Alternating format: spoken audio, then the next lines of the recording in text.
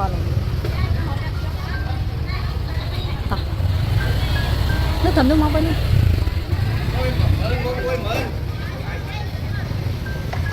môi mà mở ê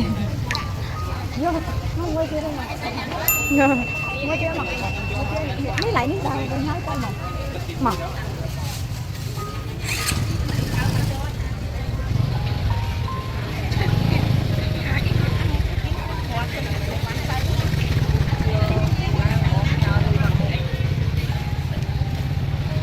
ôi làm anh nha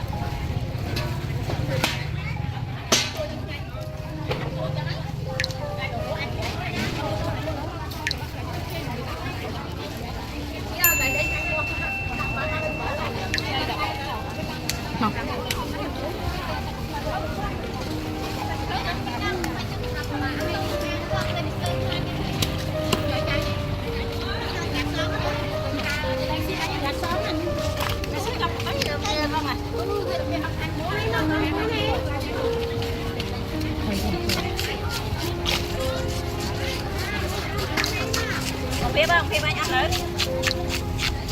mình đánh phê phải đánh đi đó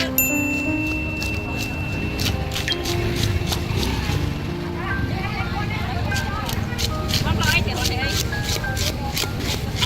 thôi mình cứ tay ra tay mình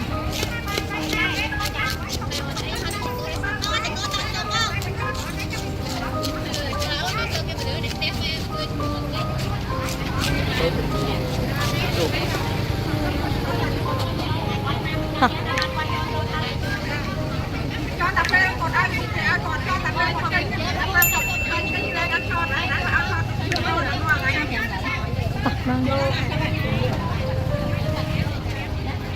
mặc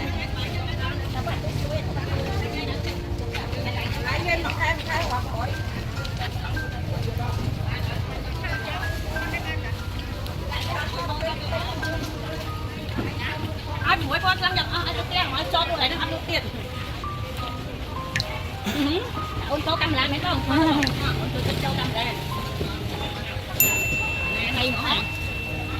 mặc